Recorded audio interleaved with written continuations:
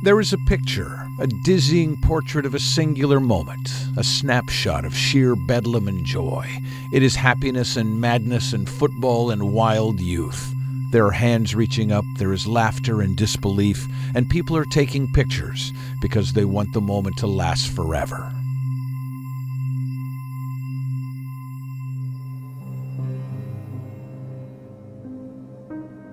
When the dirty blanket of despair threatens to cover him up, swallow him whole, a fog so thick that he can't see, can't breathe.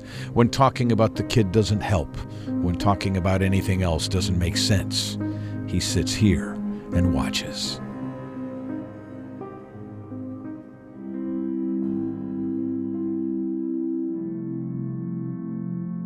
When the constant craving to hold her boy, to touch his hair and his face and feel his arms around her, to soothe his fears in the way that only a mother can. When the dull weight of sorrow feels like it might grind her into tiny pieces, she comes here.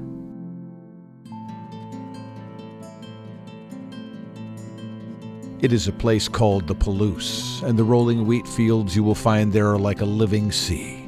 Wave upon wave of golden grain sways in the hot breeze of eastern Washington. It is the richest wheatland in the world, and it forms a curious and stunning kind of beauty. And plopped down in the middle of the wheat dunes is a school. There is a country soulfulness to the place. It is home to a fierce underdog mentality, a stubborn, prideful sense of us against the world. It is Washington State University.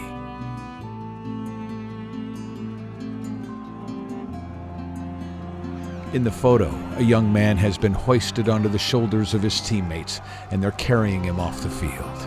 He is floating on a sea of happiness, awash in glory and love, and we see only the back of his head and the name Hilinski and the number 3 on his back. To look at the picture is to be swept away into a dream come to life. The boy is Tyler Hilinski, and he is on top of the world. The picture is beautiful. And the boy is gone.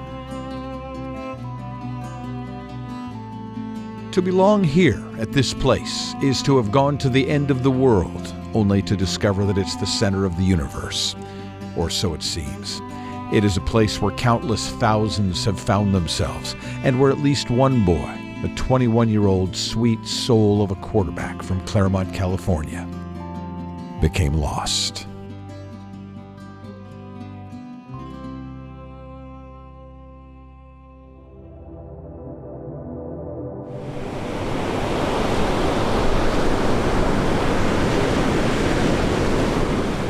In the sun-drenched paradise of Southern California, surrounded by beaches and surf and great football, he was the kid who always won. Tyler Hilinski was confident and polite and personable. My hair right now, I think I look like the Great Gatsby. He was just a beautiful, sweet son who always made me feel so good and so loved. He was just good. There wasn't, kids are moody and difficult to be around sometimes, and he never was. And he always seemed to win at everything. And I don't know how else to describe it besides he was a gamer. It didn't matter. He found a way to win, and it drove me, crazy. It drove me nuts. I couldn't stand it. He beat me at everything, and I'd lose money to him. I'd lose bets. There were 3 Hilinski boys, Kelly, the oldest, Tyler, and little Ryan. Kelly, he's just such a great big brother. He's taught me everything. I used to be his receiver. Now I'm learning from him, doing the 5-step, 3-step, everything, and trying to follow in his footsteps. Kelly played quarterback at Weber State University. When people ask what was he like or how did he carry himself, it sounds like a cliche, but he really was the light in the room that everyone kind of gravitated towards. Leroy Cloud met Tyler in kindergarten. We're best friends. Yeah, and then it got to the point where it's like we're not even best friends anymore, we're more like brothers.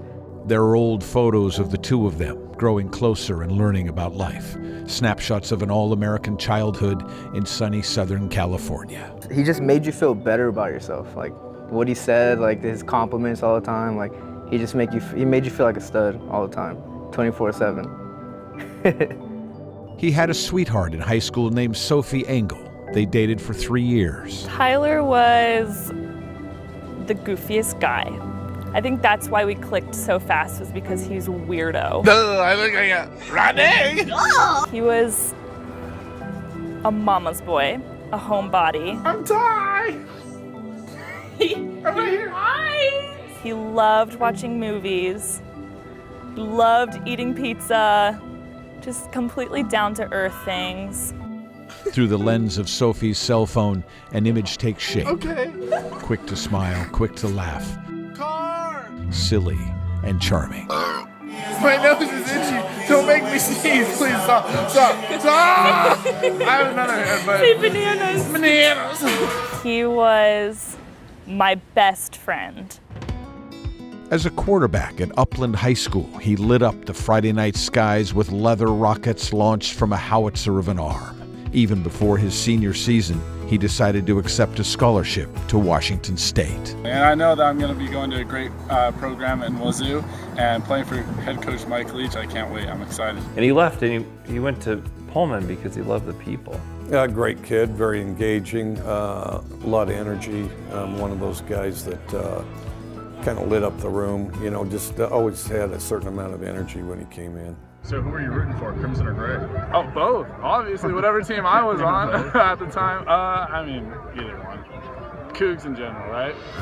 As a freshman, after a redshirt year, he got into a game against Arizona in 2016. As the number 2 quarterback, you have to be ready at all times in case Luke goes down, and just be ready to lead the team. And you just start getting ready, start getting the adrenaline going and stuff like that. Washington State was up 55-7 in the fourth quarter. When Tyler came in, you knew he was gonna sling the rock. He didn't care, you know. Tyler and I had this little connection when we got out on the field. We kind of had like a little head nod, you know. It was just kind of like an inner thing that, you know, both him and I had, you know, when we got on the field. You know, we knew we wanted to take a shot. Even in a blowout, running out the clock was not an option. He uncorked a bomb to a streaking River Craycraft.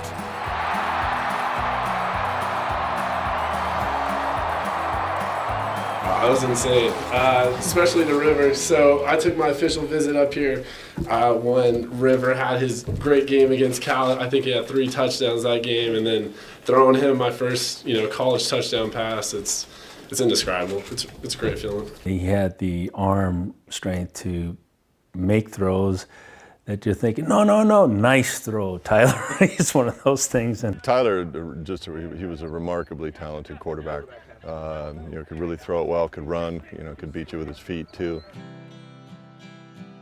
Early on at WSU, Tyler met a lanky, soft-spoken receiver named C.J. Dimry. He was goofy. He was, you know, like funny. He would crack jokes with anybody. Like from the person he's closest to maybe like a new freshman on the team. Like he would want to get to know everybody and just, you know, spread his energy. Their bond was almost immediate. CJ was hiding a secret in those days. I had been struggling with depression probably since I was 19. That's something not a lot of people know, and one time I just opened up to him and I was like, look, I felt safe with him, you know? I know he's not gonna go tell other people, and I know he genuinely cared about me, and he would do whatever to help, so I felt like it was a safe place for me to, you know, get out my feelings and tell him, you know, what's going on with me. And there are 2 things that constantly come up about Tyler as a person. One is empathy. you were the only guy in the room. If it was just the 2 of you, he would want to know about you and how you're doing and your family. And I mean, that's why he was so tight with everybody on the team, because he was always asking about how's your day, what's going on, and stuff like that. And he just never talked about himself. And the other thing is that he was happy. Everybody says he was the happiest guy in the room. Happy. I mean, he was one of the happiest kids I've ever met. You know, whenever I saw him off the field, he would always have a smile on his face. He was a positive guy, and he was always smiling. His smile was contagious. Like he'd walk in, give you a look, a smile, you were smiling. He was just happy-go-lucky guy. Always as positive as can be, and it just, you know, radiated, and everybody picked that up. I'm sure from the friends that you have and I have, I mean, you can only pick out a certain few that are always smiling, always have a good attitude, and he really was one of those guys. His smile is beautiful. And when he smiles, his eyes get these little like lines. The smile. It lit up rooms and hearts. It dazzled, disarmed, and at some point, somewhere along the way, it became a sparkling, radiant, brilliant disguise.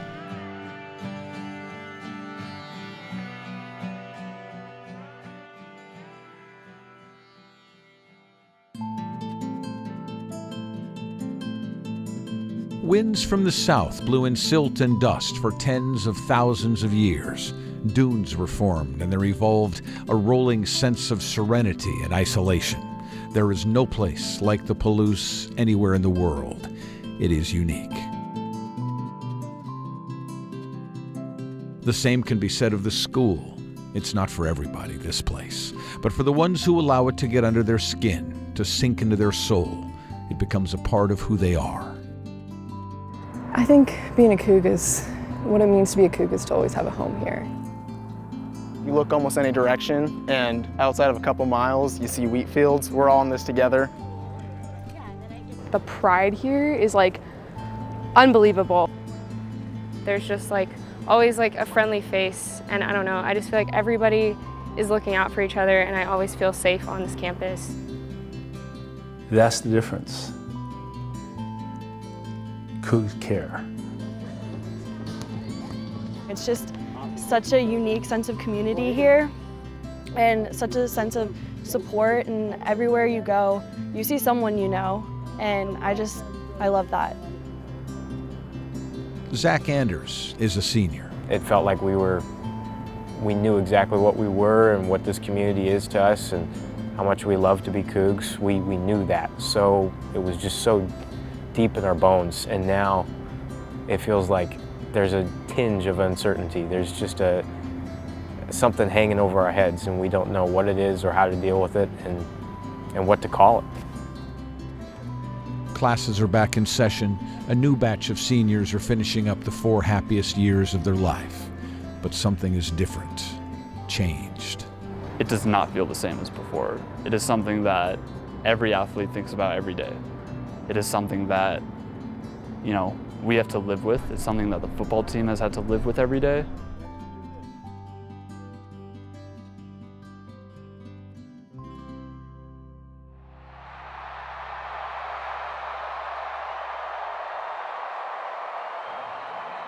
An athlete either believes or they don't. There's no convincing or coercing. Doubt is a quarterback's cancer, and even though he was a backup to the starter, senior Luke Falk, Tyler knew how good he was, believed in himself. There was no doubt, ever. That's how he sort of lived. That's why we call him Superman, all right? He was I got this, I'm gonna do it. And he always believed that. He always thought. One more play, just one more play, we got this. Whatever, 3rd and 30 or 1st and 2, it didn't matter. He knew he had it, and he was just waiting for his chance. There are those who will tell you that Tyler earned the starting job in camp going into the 2017 season. But Luke Falk was a Heisman hopeful, a guy who had shattered records. He was entrenched, and so Tyler waited. He was tired of waiting for his chance, and he couldn't wait till he was going to show everybody what he had. Before the second game of the season against Boise State, as the team marched through Bowler Gym, Tyler spotted his mom.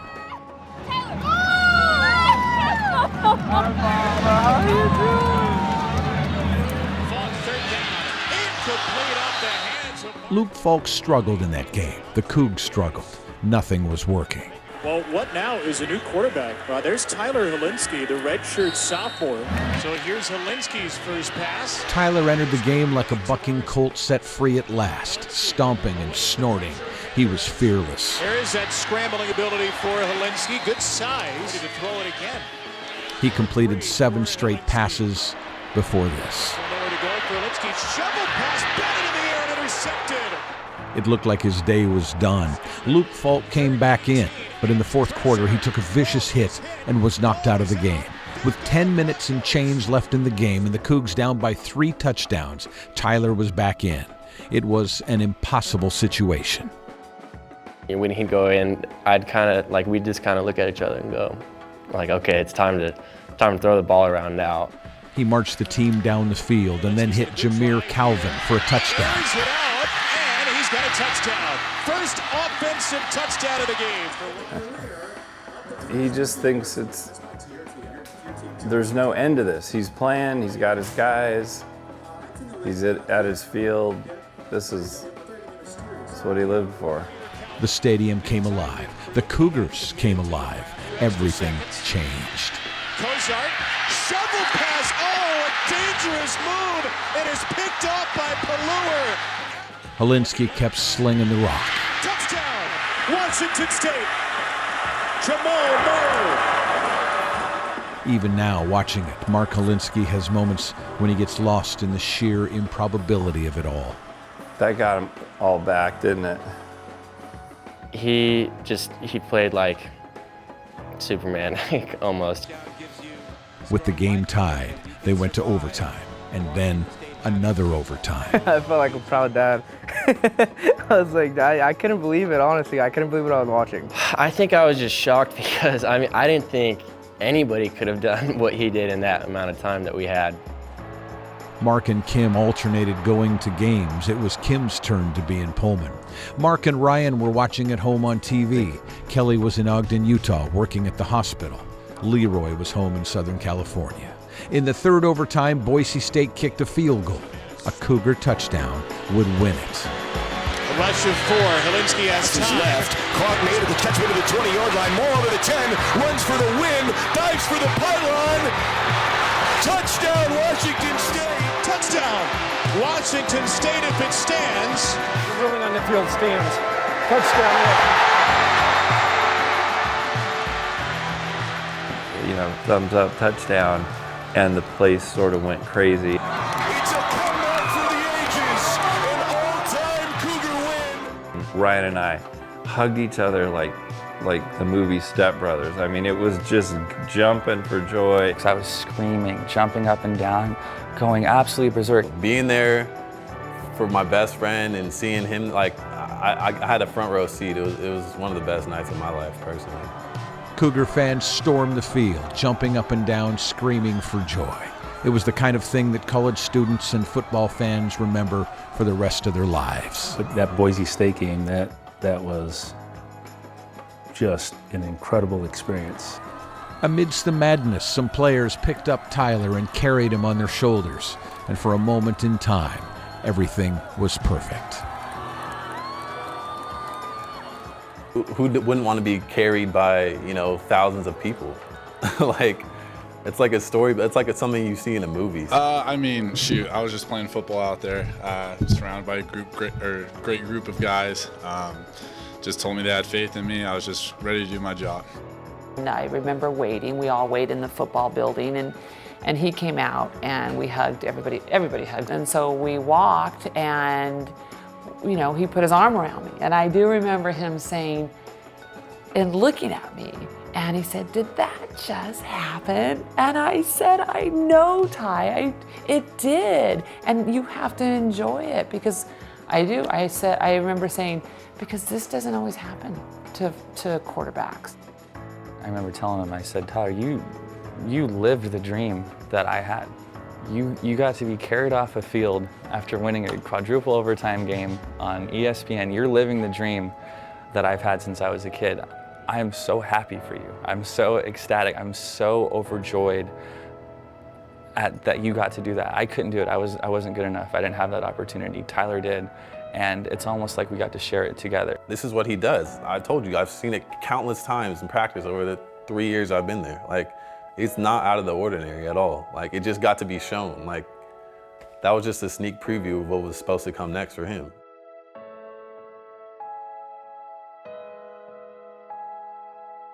There is a picture that was taken that night. It is happiness and madness and football and wild youth. It was snapped by Brandon Ferris. Well, I just happened to be in the right place at the right time, honestly. As you can see, there are players everywhere, all over the place in the crowd there, and then all of a sudden I look up and I see they propped him up on the shoulder. So of course I started trying to beat my way through the line there to get there. Unbelievable, to be honest. I've never had a photo like it. The Hilinski family holds on to that photo, and they say they will for the rest of their time on Earth. And what I see in that picture is exactly Tyler times 100, which was he wanted everyone to be happy. There is another picture too, taken just seconds after the first one. In this one you can see Tyler's face and his arms are raised, but he looks slightly embarrassed, as if he's thinking, "Come on guys, put me down." In retrospect, it's easy to wonder if maybe it was lonely up there. He was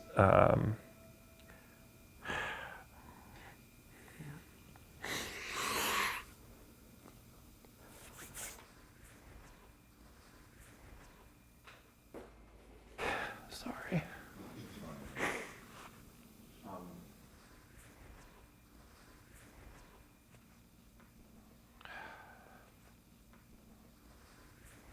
Is it comforting to know on any level that, God, at least he had that? No, no. I don't find any comfort in anything. No. I mean, I'm happy that he enjoyed that game. I'm happy that they won. I'm happy that he played well. I'm his mom. I don't care about football. Comfort? No. There's no comfort in anything because all I want is him back.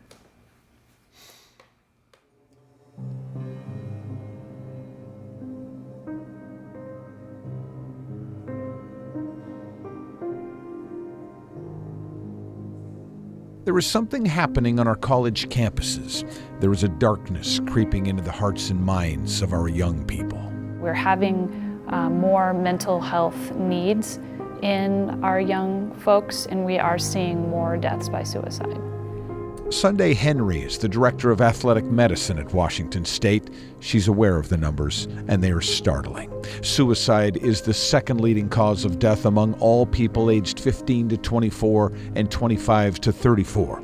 And it's the second leading cause of death for college students, surpassed only by automobile accidents. These are young people ready to launch themselves into the world, the ones who are supposed to be having the time of their lives. Dr. Mary Louise Jones is the Chief Clinical Officer at Navos. She has 25 years of experience dealing with mental illness and suicidal tendencies. Folks experience changes in leaving their families, going off to college, being isolated from others, losing friends and family, and feeling alone. It happens everywhere, even in the tight cocoon that is Pullman, Washington. I think suicide on campus before Tyler's death was hushed. It wasn't talked about. And I've heard more since his death about suicides on college campuses, not just here, but across the Pac-12, across the country. I've heard more about it since his death than I ever did before. And I have to imagine that we feel a responsibility now to him to continue to talk about it. Andrew Cooper is a cross-country runner and the president of the Student Athlete Advisory Committee. He remembers the light that Tyler Hilinski held around with him on campus. He carried himself with an enthusiasm for life and happiness that was rare. And it was so rare that even without talking to him, he could make you feel better about yourself. Andrew now talks about things that used to go unspoken. Things like the fact that suicide rates for college students have increased 200% since the 1950s. I think Tyler opened the floodgates to the conversations around mental health because he was the last person anyone expected to be affected by this. How do you tell somebody that you're thinking of killing yourself without them freaking out? Like how it doesn't happen. As the owner of the Coug for 15 years, Bob Cades is a unique perspective on college students. I see anywhere from 800 to 1,200 new people a year coming through the bar a couple times a week, and you get to where you can really see who's struggling and you know, kind of see what they're struggling with. And my experience here is most of what people are struggling with are not things that they need to struggle with. They just believe that they have to do better than they're doing, And they really don't.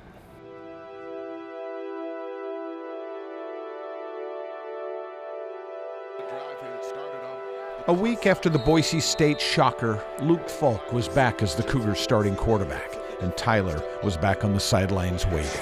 Shovels it to Moore, and Washington State takes the lead. They won 5 out of 6 games. Falk over the middle, and it's incomplete. But on October 28th against Arizona, once again the offense sputtered. Tyler Hilinski, the sophomore, takes over for Falk. Trailing 20-7 with a couple of minutes left in the first half, Coach Leach brought in Tyler, hoping to inject some life into his team. He immediately marched them down the field and ran it in himself for the score. Hilinski now will run, and he dives into the end zone. Touchdown Cougars! Luke Falk never got back into the game. Tyler completed 45 of 61 passes. Touchdown Washington State! He threw for 2 touchdowns and ran for 2 more. In many ways, it was an astonishing performance. The all-time NCAA record for passing yardage in a game is 734 yards. Tyler passed for 509 yards in just over one half. But there were mistakes. 4 interceptions, including this one in the end zone late in the third quarter. Intercepted in the end zone! And this one returned for an Arizona touchdown. Intercepted, Hilinski is picked off. Steps up. It was also in the third quarter that he took a nasty blow to the head. But a big hit. It was a head-on collision at the 1-yard line. To watch it now, knowing what we know, is difficult. He later told his brother Kelly that the hit had rocked him.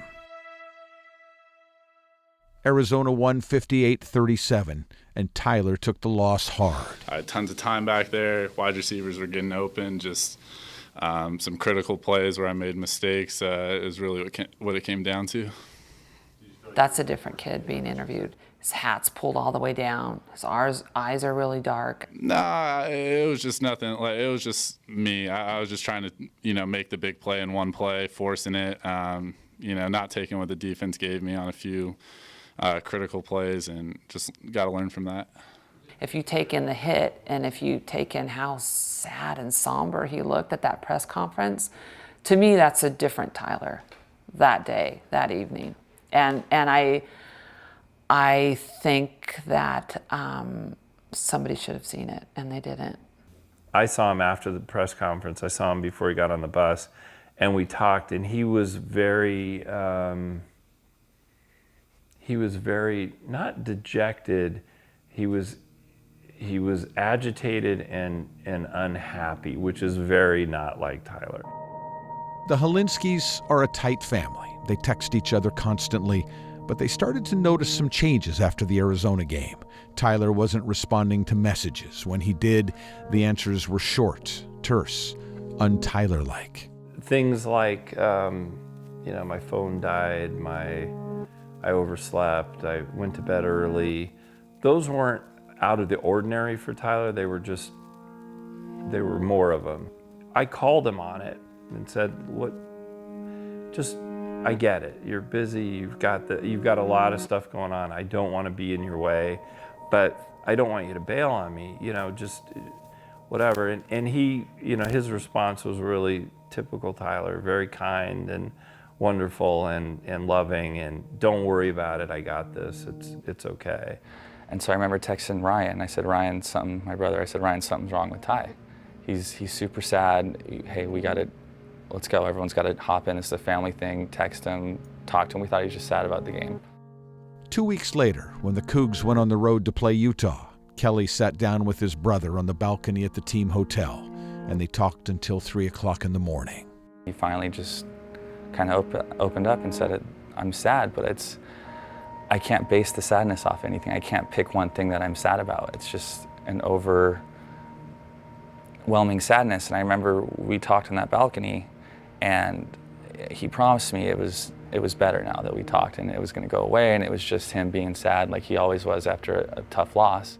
And just like that, on some level anyway, the old Tyler was back. The text messages, the happy, fun kid they all knew so well. And then it seemed after that talk that almost as if he caught on that we had caught on, and he did a better job of hiding it.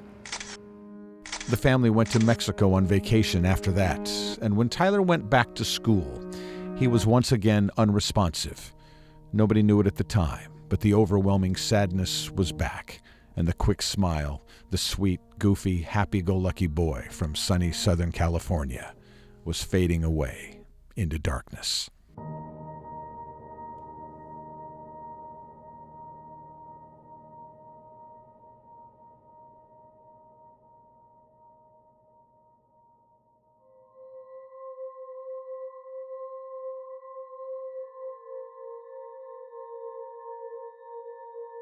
On Friday, January 12th, a gun went missing.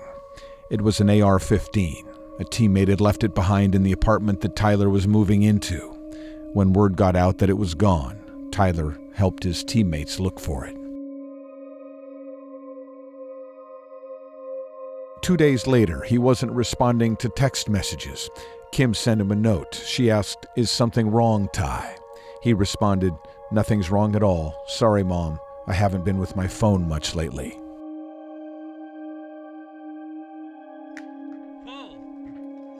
On the afternoon of January 15th, Tyler went out into the Palouse with several teammates to shoot shotguns at clay pigeons. He didn't hit a single one. He'd never fired a gun before in his life. On the night of January 15th, he played Fortnite well into the evening with teammates and his brother Kelly. The next morning, he went to a 7 a.m. practice session. Later, he texted his wide receivers to remind them about a 3 o'clock workout. At 10:25, he sent a message to his high school girlfriend, Sophie Engel. "I'm sorry for everything," it said. Kim texted him again that day, "Tyler, please call me." At 11 o'clock, he dropped off a teammate at class. And then he drove to his old apartment complex, Aspen Village. He was supposed to have moved all of his things out. He'd moved nothing. In the back lot, he parked his car. The AR-15 he'd taken from that empty apartment 5 days earlier was with him. He tore up his passport, and a shot rang out, leaving a hole in the car. Perhaps it was an accident, perhaps a failed attempt to kill himself. Nobody knows. Nobody heard the shot. He climbed the stairs and opened the door to his old room. He wrote a 3-word note on a spiral notepad that included no clues, no answers, no explanation.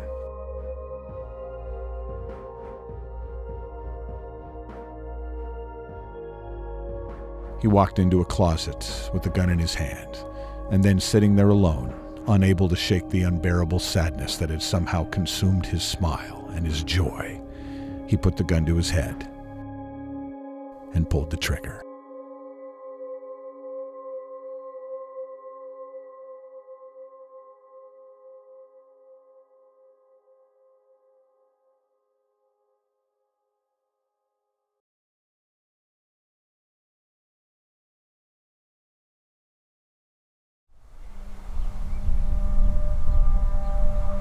The news spread through Pullman like a cold, stinging wind, and it shot out from the happy haven there, across the Palouse, and out into the world, to every corner of the country.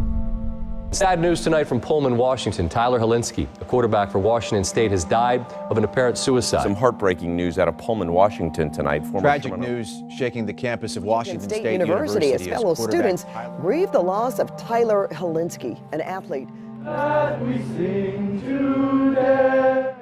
The day after, students gathered and sang, comforting one another, trying to understand. Most of them had never met Tyler Hilinski. Cougs help Cougs, and just hearing about it just brings everyone together. And a week after it happened, there was a larger vigil. It was at the Cougar statue outside Martin Stadium, the place where the comeback kid had performed his greatest escape act. The Hilinski family was there in a fog of shock and grief. The team was there, all of them, and the coaches. There were students too, thousands of students, kids who knew they'd lost something, but had a hard time articulating exactly what it was. Something extraordinary happened that night. All of them stood there, bonded in grief like one collective soul, and nobody spoke a word. Not a single word.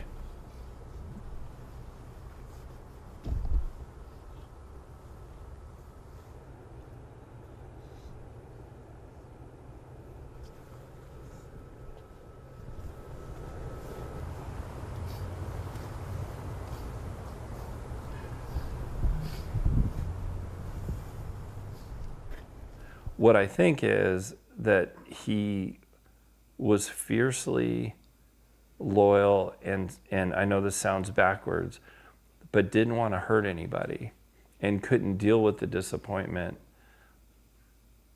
or the shame or the stigma of saying, I don't feel like myself anymore. And that frightened him, and he was given, you know, these things they dovetail together. He was put in a position where he could do something about that in a certain way, and he took it. You mean the availability of the gun? Yes. I was in complete shock.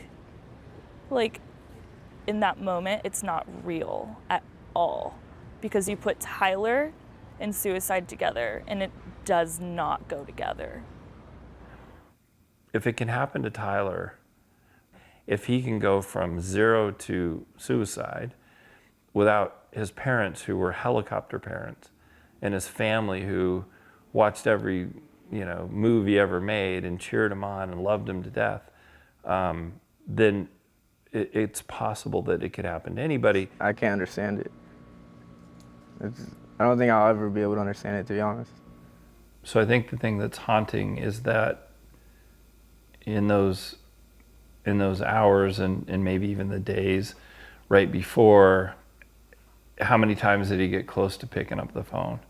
How many times did he text and erase it? Those things are haunting. They'll always be. And then, the what ifs, how could we have, what would we have done, or how could we have answered, a question differently, or understood what he was going through, or pressed him on it, or helped him with something that might have changed the outcome. Yep. So it's something I'm gonna have to live with. And just always the question of, why did he feel like he had to apologize to me in his last moments on earth, So I think the haunting part is that poor boy crawled in a closet with an AR-15, and he hid from people, and he shot himself, and that's haunting. I think I have tough days because I tell myself, don't go to the closet, Kim. Don't go to the closet. And I go to the closet. I go to the closet all the time.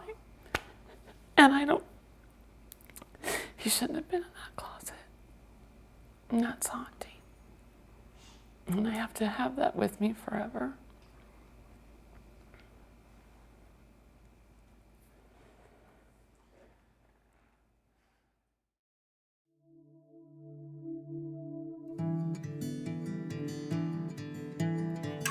In a place where the special bond that Cougars feel for one another is a seemingly unbreakable thing, even legends were shaken to the core by the death of a young quarterback.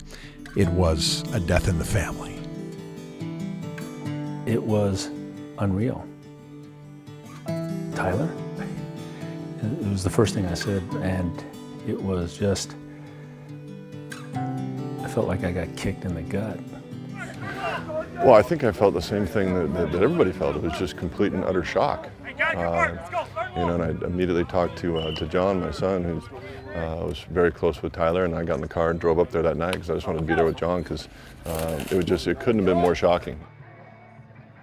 But for the young men and women who walk the hills and attend the classes at Washington State, it was something much different. It was a loss of innocence. A whole generation of Cougars were forced to come to terms with things they'd never spoken about. They were forced to grow up. I really vividly remember seeing every athlete gathered around, holding each other, seeing soccer players with volleyball players and basketball players and football players, joining hands, hugging, crying, and sort of wondering why. And then they started talking. We immediately jumped into a protective mode for one another. Tyler Hilinski because he was a quarterback, because he was high profile, started thousands of difficult conversations. In the immediate aftermath, I think that's everybody felt it was our responsibility for Tyler to, if we had been bottling something up, to talk about it. Sometimes mental health is really like taboo to talk about, and I think now it really honestly, like, they realize it's just as important, if not more important, than like your physical well-being as well. And the conversations are happening still. I think that was my immediate fear, was if he was to that point, maybe I could get to that point someday too. And where is that point? And how do I tell if I'm going down that road? You know, the hurt's never going to stop hurting. He's always going to be here with us.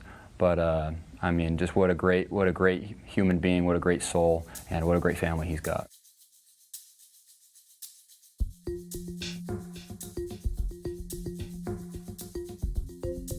After Tyler's death, his brain was sent to the Mayo Clinic.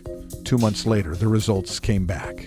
Tyler, as it turns out, had chronic traumatic encephalopathy, CTE. It is a disease caused by repeated blows to the head. The brain elongates and stretches inside the skull, putting stress on individual nerve cells and leading to the buildup of something called tau. This is a blood vessel right here, which is not brown, right? The brown part is tau. This is the pathological tau. So a normal, healthy brain should have no brown. Dr. Dirk Keen specializes in neuropathology at UW Medicine. So you see the different pattern, Eric? See all that brown? Yeah. There is strong evidence that CTE is linked to depression. The parts of the brain affected are important to emotion. The diagnosis for Tyler was stage 1 of CTE, the lowest level. But Tyler was just 21 years old. For the Hilinskis, the presence of CTE is another clue that something wasn't right in their son's mind. We know he had CTE. I've talked to a lot of experts, since we got that diagnosis. I'm still trying to understand how CTE played a part in what happened. You don't go from that kid to being gone without some kind of intervening issues, whether it's depression and anxiety, and CTE, multiply that or didn't. I don't know, obviously. I don't know. Currently, the only way to diagnose CTE is through an autopsy. And so again, everything that's brown is bad, right? And so this brain is full. This is a 72. Look at that. This is a 72-year-old, and so his brain. Dr. Keen emphasizes that while CTE remains a mystery, depression is treatable. Even if you have a CTE lesion, and even if that CTE lesion can contribute to depression, it doesn't necessarily mean it's the only thing, and it doesn't mean that there's no treatment and no support systems and no ways for people to intervene. You think you know your son so well, and he hid the biggest secret you could possibly have, which is, I don't think I want to do this anymore. And that's so unlike Tyler that I'm afraid that, we'll just be guessing at it for a long time.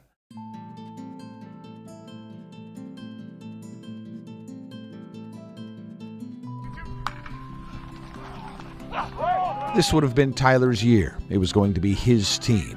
And then down the line, the National Football League seemed like a very real possibility. Yeah, I think he certainly had a chance to play on Sundays. If he'd been able to have a couple of good seasons here, I think there's a very good chance he could have been an NFL quarterback for sure. The Hilinski home in Irvine has a giant number 3 flag hanging in front. And inside there are cards and letters and things sent from Cougars and good people everywhere. The outpouring has been overwhelming. That picture is there, the one the Hilinski family loves so much. For the longest time, the only question for the Hilinskis was why? Why did he do it? But there came to be another why. Why should they get out of bed every day? And the answer became a nonprofit called the Hilinski's Hope Foundation. This is a generational change that's going to take place. It's going to take that long. They put on events and make appearances. They talk about Tyler and they raise money, lots of it. And in the process, they do an amazing thing. They use their son's death. They use their own grief as a kind of launching pad. On this night, Mark talked about the WSU students he's met. It's with great pride, I can tell you.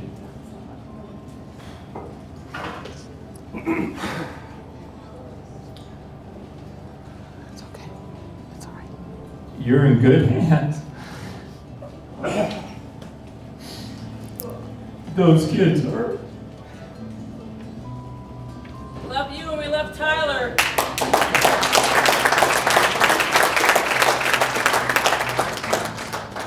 Sorry. Those kids are unbelievable. The idea is to educate and destigmatize mental illness. There are 2 programs in particular that Hilinski's Hope is funding. Step Up is a program that teaches students how to take the crucial step of reaching out to help one another. Behind Happy Faces is a mental health curriculum to give young people the educational tools they need to understand mental health. It is taxing and it's heartbreaking, but maybe it will save lives, and maybe it will save the Hilinski family as well. I'm up for a fight. I'm up for doing good things for our student athletes, and I did promise Tyler, and I always keep my promises, that we're gonna do good things in his name.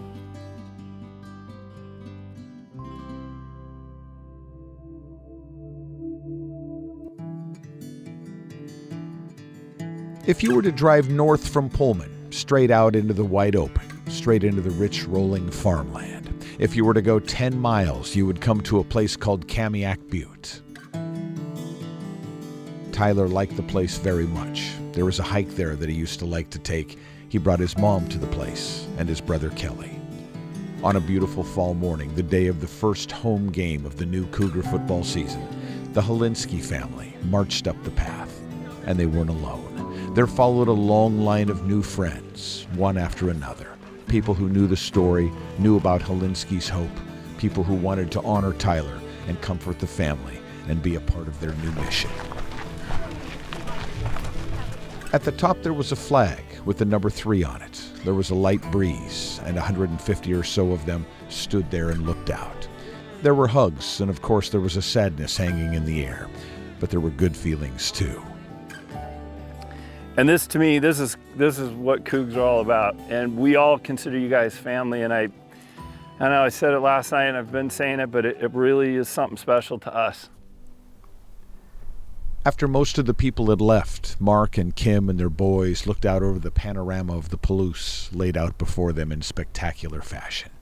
Maybe they considered their complicated relationship with the place, part love, part hurt, caught in a kind of purgatory. Drawn to the Palouse because their Tyler loved it, repelled by it too because this is where he became lost. Towels for you guys? Yes. All right. Thank you. You guys be loud with them. Thank you. Game day is still game day. There was a buzz in the air. WSU's administration wanted to keep references to Tyler low-key that night, and that's the way they handled it. Tyler's name was never mentioned. But they did ask the Hilinski family to raise the Cougar flag, and the Hilinskis accepted. Please welcome Kim, Mark, Kelly, Ryan, the Hilinski family back to Orange Stadium.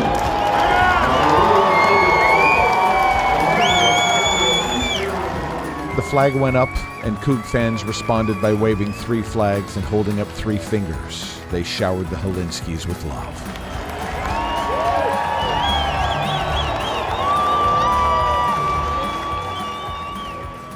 And then the game got underway, and the new quarterback led the Cougars to victory.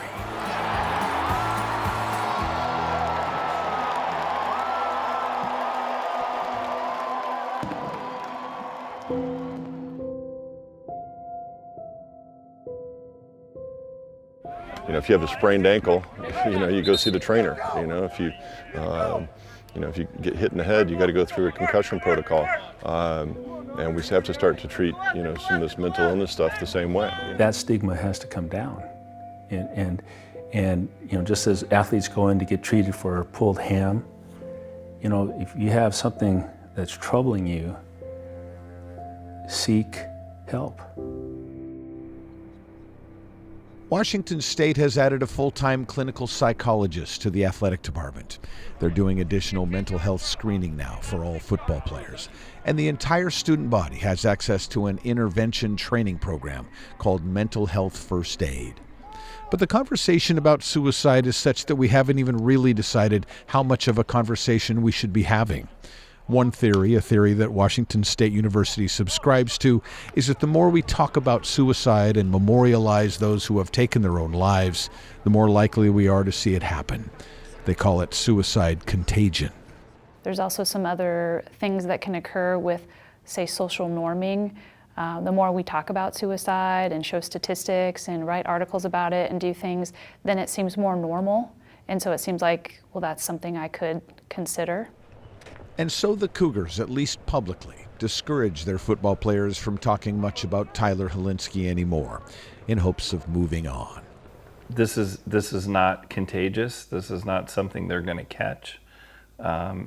This is something that is very personal and very complex, and it's not very well understood.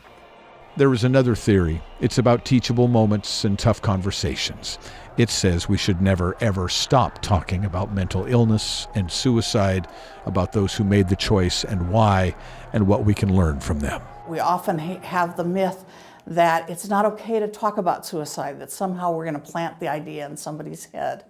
And in fact, talking very directly with that person, asking them if they have thought about harming themselves, what kind of plan they might have, how far they've gone, to really implement that plan, that actually can decrease that person's risk of suicide. This much we know. Because Tyler was a quarterback, because he was high profile, because his death was so shocking, it forced thousands of young people to learn about hard things, to talk about them, and to lean on one another. Depression, what it does, it grips you and it makes you feel like you don't matter to anybody. But being able to meet with other people and have those conversations and kind of reassure them, I think that was pretty prevalent throughout. I knew that I had always had issues with anxiety and other things, and I think that after that whole thing happened, it made me realize, in having those conversations with people and talking about resources, it made me realize that there's nothing wrong with going to talk to someone, and so that's what I did. You could see everyone really took a step back and kind of decided, we're in this together for sure. Everyone changed. C.J. Dimry thinks back to the time he opened up to his friend about being depressed. He remembers Tyler dropping him off at his counseling sessions, and he wonders if that first talk might have saved his own life. C.J.'s message is for anyone who feels the darkness closing in. What you're going through is not always, it's not permanent, and you're going to get past it, you're going to get through it. You just have to give yourself the chance to, and that may be, biting the bullet and opening up to somebody, and that's hard, it is, but it's so worth it at the end of the day. And I don't want to see anybody else go through this. I want to see people, seeking help, and yeah, it'll make you super vulnerable, but it's worth your life. I promise you it is.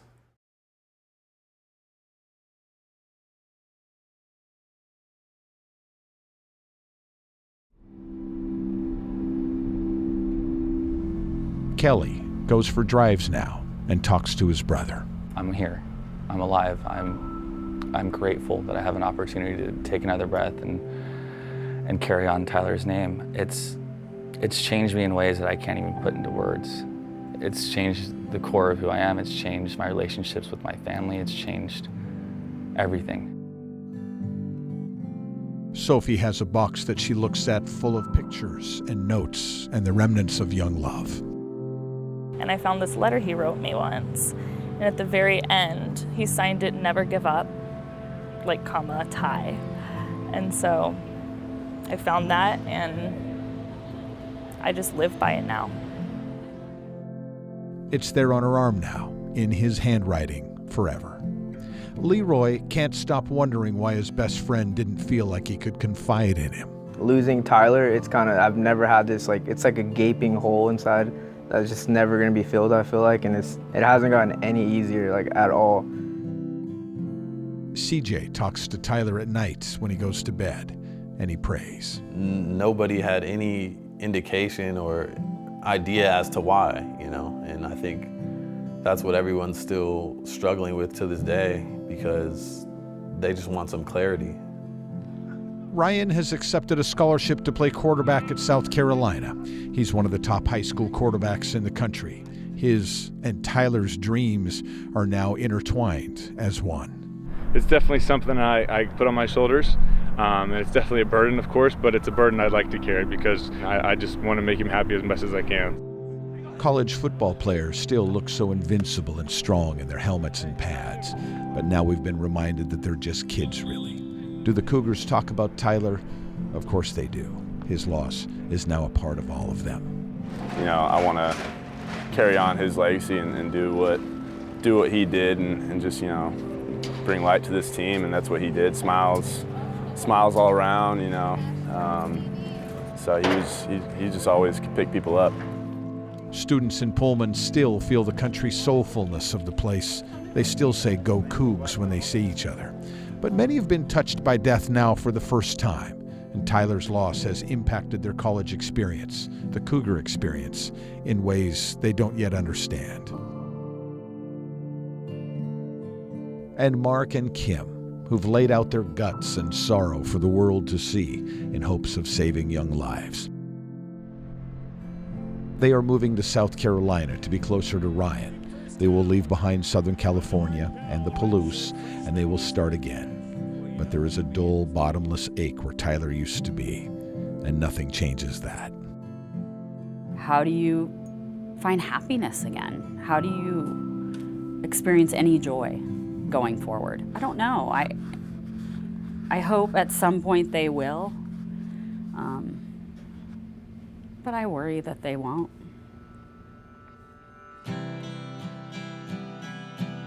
The Hilinski family is afraid that their son will be forgotten, but that won't happen. Moving forward through the years, wherever it is that Cougs get together to talk about great games, exhilarating moments, his name will be uttered with equal parts awe and regret. They'll talk about the quick release, the quick smile, the fearlessness, the time he was carried off the field, the disease that stole him away. They'll remember the folk hero turned cautionary tale, the bright light consumed by a mystifying darkness. And they'll talk about conversations that were had, and stigmas that were shattered, and lives that were saved. They'll talk about Hilinski's legend, Hilinski's tragedy, and ultimately, Hilinski's hope. Tyler won't be forgotten, because he was a Coug. And Cougs take care of Cougs. How do we hold on to this moment when each moment doesn't last? How do we hold on to this moment? Reach out and grab it, but it's gone so fast. To keep our heads above the water when the waves are crashing harder all the time. How do we keep ourselves together when the mountain's getting harder to climb? How do we hold on to this moment when each breath may be our last? How do we hold on to this moment while the world is spinning round so fast? We have no way of calculating how thin the ice is. We are skating all the time. Let's reach our hands out to another,